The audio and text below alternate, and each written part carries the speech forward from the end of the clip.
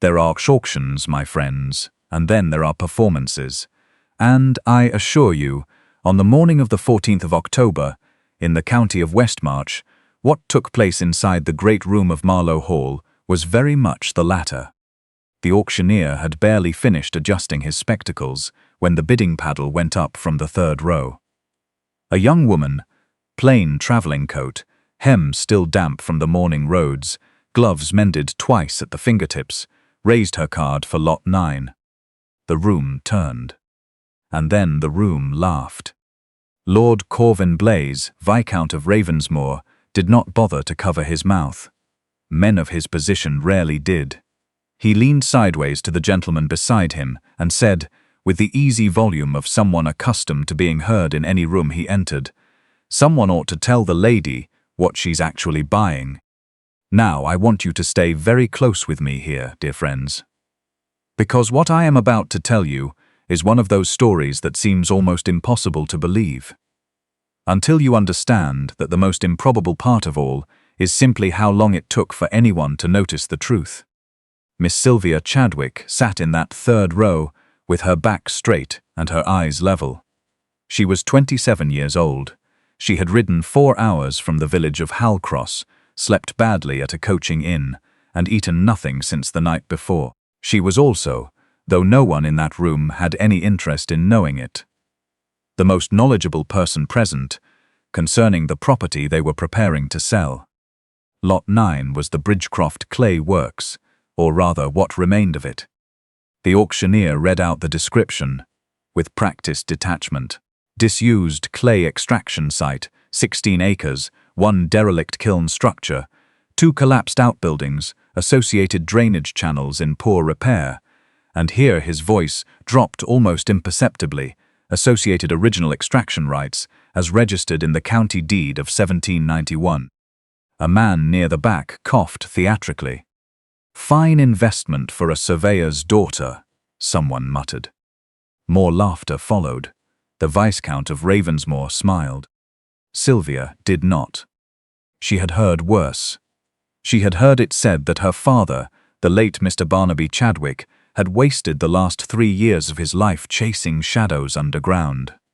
She had heard the Ravensmoor estate solicitor describe him, in writing, as a tenant prone to fanciful geological theories. She had heard the eviction notice, read aloud, by a clerk who would not meet her eyes.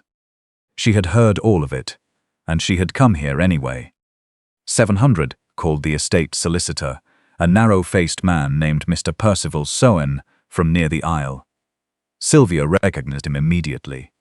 He had managed acquisitions for the Ravensmoor estate for 12 years. She raised her card, 750. The widow beside her touched her arm. "My dear, let him have it." Sylvia kept her eyes on the auctioneer. Mr. Sowen glanced toward Lord Blae. The Viscount gave the smallest nod. 800, Mr. Sowen called. "You see, that is the first thing worth noting, my friends. The Viscount of Ravensmoor did not raise his own paddle. Men of great property rarely do when they wish to keep their hands clean. That is precisely what solicitors are for." 820, said Sylvia. The room had grown quieter. Not silent, never quite silent, but the quality of the noise had shifted. Surprise had given way to something more uncomfortable. It was the sound of a room recalibrating. Mr. Sowen looked again at Lord Blae. The Viscount tilted his chin toward the lot, 900. The widow whispered, "That is more than it is worth." Sylvia exhaled through her nose, not to me. She reached for her card, 920. This was nearly everything she had. Her father's small annuity had yielded £840 over 3 years of careful management.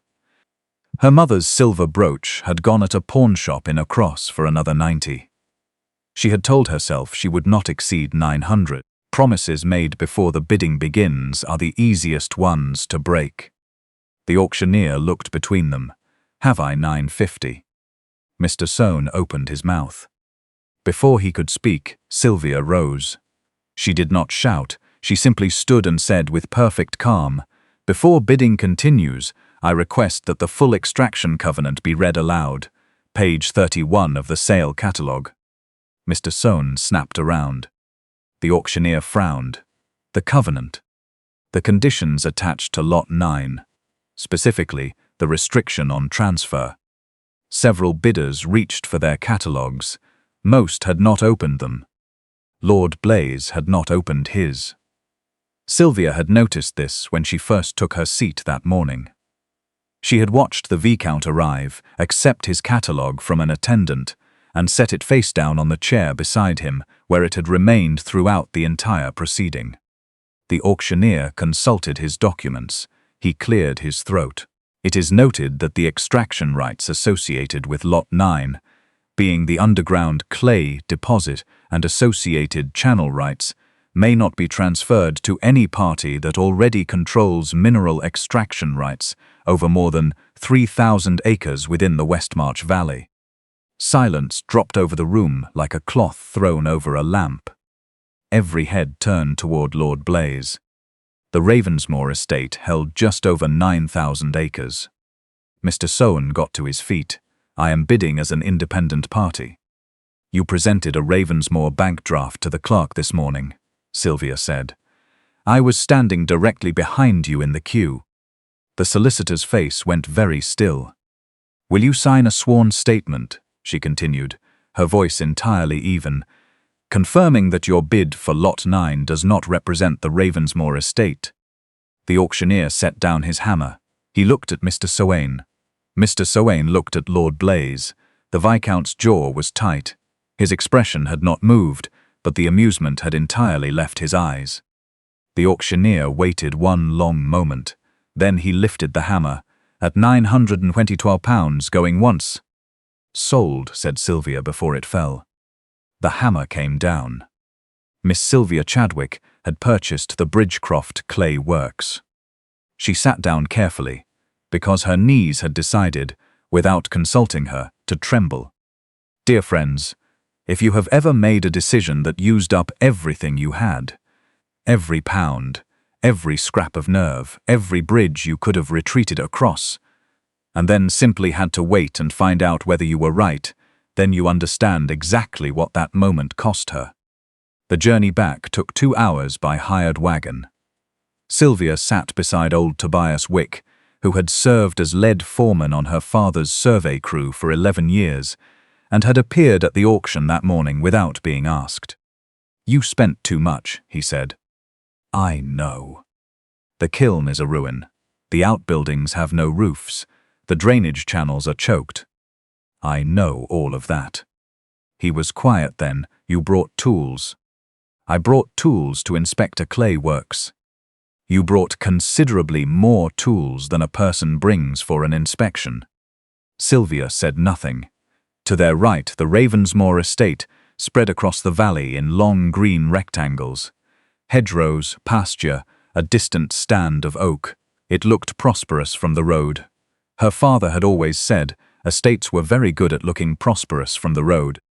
But Barnaby Chadwick had also taught her to look at the drainage gradients. The direction a field tilted, the color of grass too far from a stream. The places where water gathered that had no earthly reason to gather there. They passed a farm wagon going the other way. The driver touched his cap. "Wells are dry again," he called. "2 more at Milford Cross." "Already," Tobias answered. "It's barely October." "3rd autumn running," the man said, and drove on. Sylvia turned in her seat to watch the wagon recede. 3rd autumn. Her father had begun noting the failing wells 4 years ago, in the last of his leather Surveyor'S notebooks. He had written, in the cramped, precise hand she had memorized, "The water is going somewhere. It is not going where it has always gone." The Bridgecroft Clay Works stood at the lowest point of the valley, which was precisely why the original founders had chosen it. Water and clay, in the right combination, produced the dense red ceramic the county had once exported as far as Nova Scotia. The kiln had not fired in 18 years. The building was worse than she had expected. Half the structure had subsided. Moss covered the remaining walls to the height of a man. The drainage channel behind the works, the one designed to carry surface water away from the clay beds, was clogged not merely with vegetation. Sylvia crouched at the edge and pushed aside a curtain of reed. Iron wedges, 4 of them, driven deep into the stone channel, housing with deliberate force, not rust-red with age, dull grey with recent oxidation, perhaps 15 years, perhaps 12. Tobias crouched beside her. "Deliberate," she said. "Yes." He took his penknife and scraped at the nearest one. Someone didn't want this drainage to work. Sylvia stood and walked north along the channel toward a low rise bordered by old trees. Behind them stood a stone sluice wall, nearly hidden beneath bracken. She pushed through. The gate mechanism was intact. Old iron, stiff with disuse, but not broken, and on the housing plate, barely visible beneath the moss, a maker's stamp she recognized from her father's notes. Ravensmoor Estate Ironworks, cast 1808. I want you to sit with that for a moment, my friends. This was not neglect. It was not natural deterioration. Someone from the Ravensmoor estate had ridden to this spot, perhaps 18 years ago, perhaps more, driven iron wedges into the channels that fed the Bridgecroft clay works and blocked the drainage that made the clay beds viable. Over the following decade, the beds had waterlogged. Survey leases had failed. Families who had worked the pottery had lost their incomes, and a man named Barnaby Chadwick had spent the last years of his life trying to prove what had happened and been called fanciful for it. The sound of hooves came before dark. 3 riders, Mr. Soane, the estate engineer, a careful man named Mr. Denholm, and Lord Blae himself. The Viscount dismounted without assistance. His gaze moved from Sylvia to the exposed sluice gate. Something shifted in his expression, not quite recognition, but the beginning of an uncomfortable question. "You have wasted no time," he said. "It is my property. The northern wall borders Ravensmoor land. Mordizit does not belong to it." Mr. Soane stepped forward. "We have come to clarify the boundary markings which the sale documents left somewhat. The boundaries are marked in the 1791 deed," Sylvia said, which was not ambiguous to anyone who read it. She had read it 47 times. Lord Blae studied the gate mechanism. His face was still. "Do you intend to open that?" "Yes. You cannot release water onto my land without my permission. The aquifer flows beneath your land, not onto it. The original channel runs under the northern escarpment." She unfolded a document from her coat pocket. "According to the grant deed, the owner of the Bridgecroft works holds a shared right to 1/4 of the aquifer flow through the valley chalk seam, including storage, irrigation, and commercial use." Mr. Soane reached for the document. Sylvia did not extend it. "The language is archaic," he said. "The language is binding." Lord Blae read it over his solicitor's shoulder. Something in his expression changed. Slightly, but Sylvia had learned, over years of watching powerful men deflect, that slight changes were the ones worth watching. He had not known, not this precisely, not in these terms. "What do you want from this site?" the Viscount asked at last. "To possess it, which is now my right and no one else's concern. It becomes my concern when you propose to exercise a water claim beneath Ravensmoor ground. That right existed long before your family held half this valley." He looked at her for a long moment. Something in him was calculating, but it was no longer the comfortable calculation of a man who has never needed to reconsider. "Do not open the sluice until the boundaries are confirmed. And if I do, I will seek an injunction. And if you interfere with a lawful extraction claim, I will seek damages." They stood on either side of the broken clay works, the collapsed machinery between them and the sound of something pressing deep beneath their feet. "This is not a game, Miss Chadwick." "No," she said quietly. "My father did not treat it as one, neither will I." She waited until he had gone. Then she and Tobias worked until the last light failed. By morning, Ravensmoor's ornamental lake, the one the county had admired for 30 years, the one that appeared in landscape paintings and was referenced in 2 published travellers' accounts of the English countryside, had dropped by 7 inches before noon. Sylvia heard about it from a stable boy sent at a gallop. She already understood what it meant. For nearly 2 decades, the Ravensmoor estate had been diverting the valley aquifer through a series of underground pipes. Built at enormous expense, she would later learn by the previous Viscount, into the estate's decorative reservoir. The lake was beautiful, the tenant wells were failing, the clay beds had been deliberately flooded and abandoned, and Barnaby Chadwick's survey lease had been seized 6 weeks after his death, when the quarter's rent came due with no one left to pay it. Mr. Soane had known precisely which land to purchase afterward. Sylvia walked to Ravensmoor Hall that afternoon. She did not wait to be summoned. I imagine some of you are thinking, surely she should have waited. Let me tell you something, dear friends. There are moments when waiting is wisdom, and there are moments when waiting is simply permission for the other party to prepare. She had read her father's notes. She knew what waiting had cost him. She was shown to the library. Lord Blae stood at the estate map spread across a long oak table. His coat was off, his sleeves were rolled. He looked considerably less like the polished man from the auction room, and considerably more like someone who had spent the morning discovering that inheritance is not the same thing as understanding. How much did the lake drop, she asked. Enough to expose the inlet pipes. And where do those pipes originate? That is what we are attempting to determine. Sylvia approached the table. The maps were recent, too recent. She could see it immediately. The careful omissions, the decorative imprecision. These don't show the underground channels, she said. They are the official estate plans. They show buildings and fences. They don't show aquifer gradients, drainage depths, or reservoir supply routes. She pointed to the western meadow. This field is marked level. It tilts north by 4 degrees. Anyone who has walked it knows. The estate engineer leaned forward. How could you possibly? My father measured it.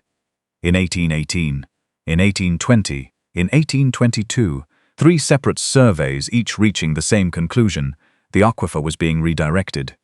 He wrote to this estate 4 times. Lord Blae looked up sharply. I never received those letters. No, Sylvia said, you would not have. A very long pause. He turned slowly to the doorway where Mr. Soane had appeared. I thought you had retired to your office, Lord Blae said. I thought I might be of some assistance. You will assist by remaining seated and speaking only when you are spoken to.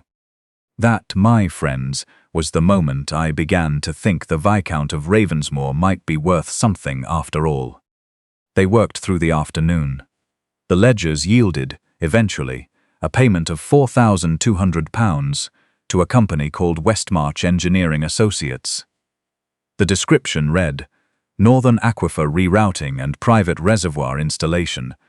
The authorization was not signed by the previous Viscount. It carried the initials P.S. You had standing to authorize £4,000 of estate funds, Lord Blae asked.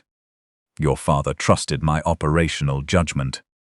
For a sum of this magnitude, the project protected Ravensmoor Hall from seasonal flooding. Sylvia placed her copy of the old deed beside the ledger entry. By permanently blocking aquifer channels running through a site you had no legal claim to redirect. Through a property whose rightful owner was then declared a fanciful dreamer, evicted and allowed to die without being heard. Mr. Soane turned to face her. You are an overreaching woman with an old document and a dead man's grudge. The room became very still.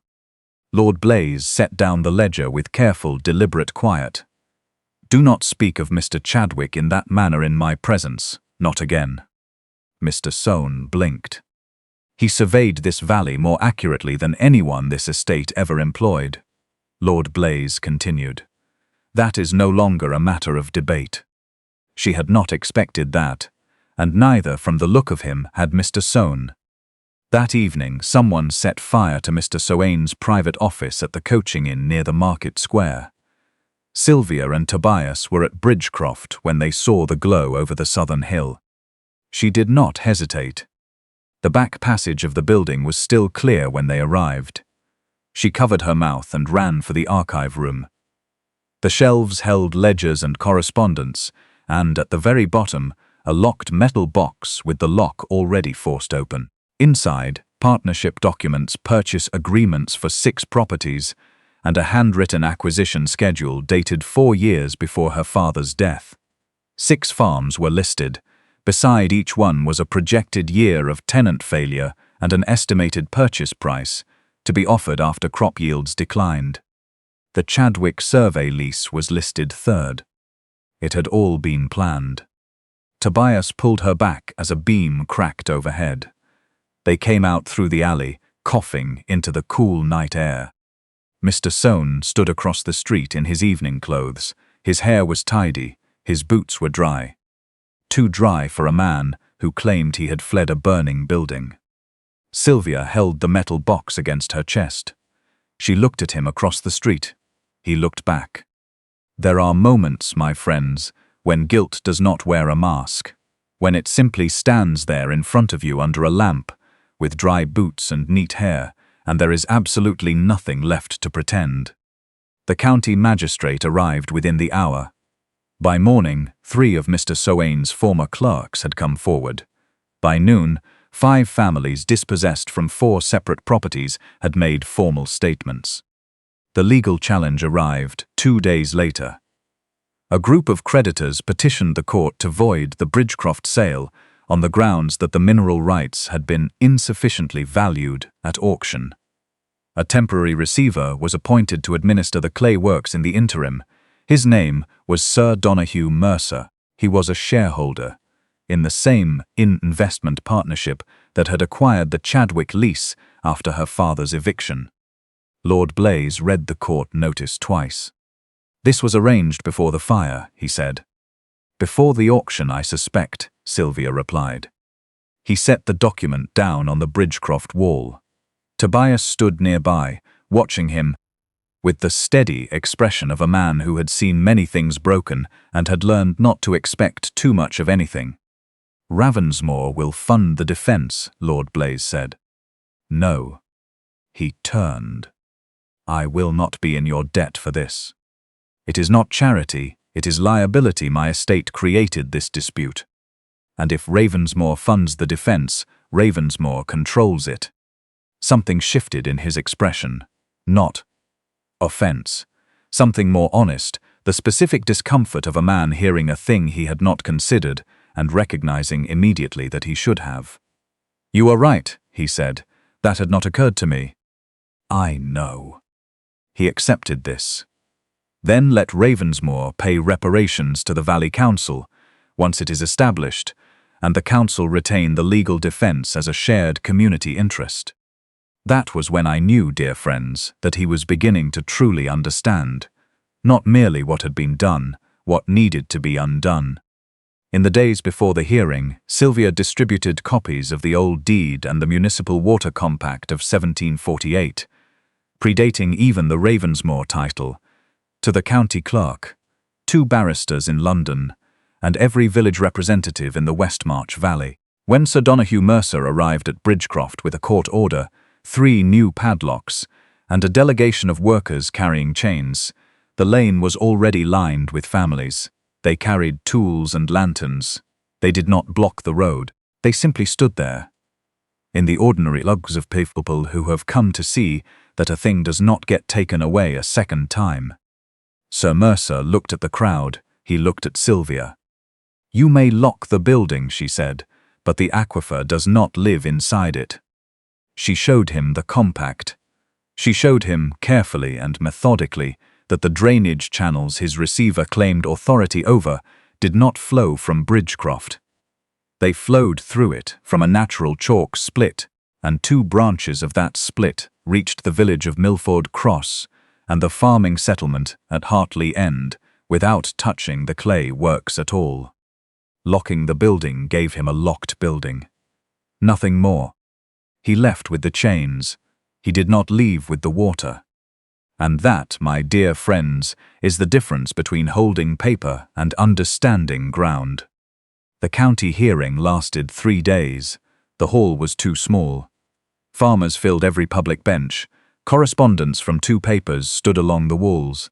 Several neighboring landowners attended because, as one of them admitted quietly to Tobias in the corridor, they had begun to wonder what forgotten charters might exist beneath their own estates. The barrister retained by the Valley Clay Works Council was a composed, methodical woman named Mrs. Ingrid Thorpe. She had the precise manner of someone who found incompetence genuinely bewildering and had long since stopped hiding it. The Creditors' Council argued that the extraction rights had been undervalued at auction and should revert. Mrs. Thorpe replied that the creditors' own agent, Mr. Soane, had attempted to acquire those same rights through a party legally prohibited from holding them. She placed the engineering schedule before the court. She placed the partnership records. She called the former clerks. Lord Corvin Blae, Viscount of Ravensmoor, was called to give evidence. I have told many stories across many evenings, my friends. I have not often told one in which a powerful man stood before a crowded room and refused to protect himself. Let me tell it plainly. He did not claim ignorance as innocence. He described the ornamental lake.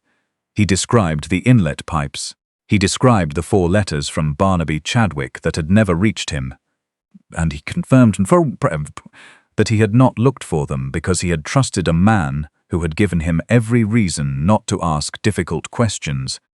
Mrs. Thorpe asked, "When you bid against Miss Chadwick at the auction, were you aware of the full extent of the extraction rights she sought?" "No." "Were you aware of the restriction that prevented your estate from acquiring them?" "No." "Did you laugh when she raised her bidding card?" A pause. The courtroom was absolutely still. "Yes." "Why?" "Because I assumed that her birth made her less capable of understanding land than I was." He looked at the bench without looking away. "I was wrong." That admission moved through the room the way silence never does. Mrs. Thorpe's last question: "Who should govern the Valley Aquifer?" "Not any single person," Lord Blae said, "including myself." The ruling was delivered the following morning. The Bridgecroft sale was upheld. The extraction rights were confirmed as lawfully transferred. The receiver's appointment was overturned. Sir Donahue Mercer and his associates faced separate proceedings for fraud and unlawful diversion of a protected aquifer, the Valley Mineral and Water Compact, a governance body of tenant farmers, village representatives, 2 seats for Ravensmoor estate, and 1 seat for the Bridgecroft owner, was granted interim authority to administer the valley's water distribution.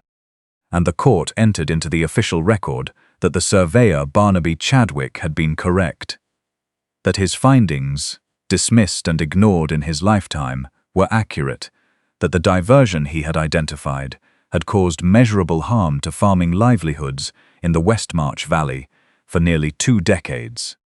She did not cry in the courtroom. She had promised herself that much. When Tobias put his hand briefly on her shoulder in the corridor outside, she studied the far wall for a long moment and said nothing. That evening, Lord Blae found her at the Bridgecroft sluice watching the 3rd channel run clear. "You should stay the night," he said. "The road to Halcross will be dark. I've ridden it in worse." "I know." They stood in the cooling autumn air. The clay works rose behind them, still broken, still mossy at the walls. But the channel wheel she had installed at the drainage outflow was turning, slowly, with considerable complaint from the timber, but turning. "My father wrote to your estate 4 times, she said. "Yes." "Would you have listened?" He did not answer quickly. That, too, was different from the man at the auction. "No," he said. "I would have read the letters. I would have accepted Soane's explanation and been relieved to do it.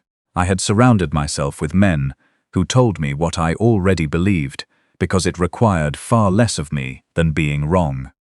Sylvia kept her eyes on the wheel. He was not a dreamer. "No, He was the only man in this valley who understood what was happening to it. After a moment he said, "I will correct the estate record, his full survey findings in the official property documents publicly." She looked at him. "That matters to me," she said. "I know, that is why I am not asking whether I should. There is a difference, dear friends, between a man who apologizes to relieve himself of guilt and a man who acts because he has finally understood what he failed to do. I believe, by that autumn evening, Sylvia Chadwick understood which one was standing beside her. The compact's first meeting was held inside Bridgecroft that following week.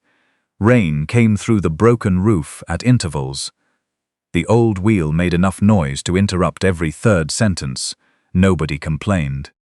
A farmer from Milford Cross asked the first question. "What does it cost us to access our own wells?" "Nothing," Sylvia said. "Household wells are common right. Irrigation above standard allocation will contribute to maintenance by acreage, not by rank."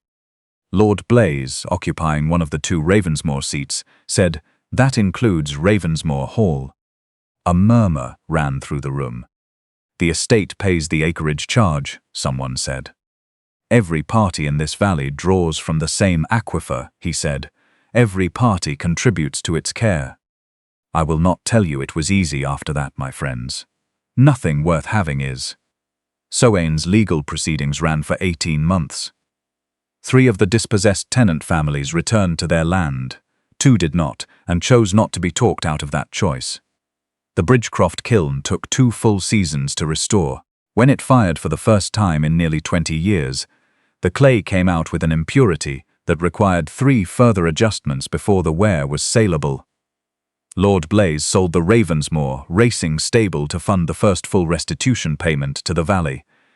Society found this enormously significant. When a neighbouring lord expressed condolences about the horses, Lord Blae replied that the valley had more need of drainage repair than he had of trophies. The remark appeared in the county paper. It was reprinted twice. The ornamental lake was reduced to half its original size, fed now by rainfall alone. Sylvia designed a small marsh garden at its edge. Lord Blae arrived uninvited. On the second afternoon, the village children came to plant reeds along the bank and waded in up to his boot tops, retrieving a small boy who had slipped on the mud. Sylvia watched from the bank. "You were supposed to stand further back," she called. "Noted," he said, hauling the child upright. "My first political miscalculation." "Your first recorded one." He laughed. It was a better sound than the one she had heard from him at Marlo Hall. Their understanding of each other grew the way most real things grow, not in declarations but in accumulated small truths. She began to trust him when he stopped telling her what he believed she wanted to hear. He began to love her somewhere around the third compact meeting. When she disagreed with him in front of 6 farmers, was proven correct, and simply moved on to the next item on the agenda without making a point of it. He found her one evening at the sluice gate. He placed a folded document in her hands without preamble. Inside, protective leases for the 6 reclaimed farm holdings, rents fixed, tenure guaranteed, aquifer access written as a right, not a privilege, her name listed not as beneficiary but as co-administrator of the shared terms. At the bottom, in a separate notation, the Chadwick farm holding, the land her family had lost, returned to the estate registry pending her decision. She looked up. "You drafted this before the verdict?" "Yes." "You didn't know we would win?" "No." He met her eyes. "But the land should not have left your family in the manner that it did, regardless of what any court decided."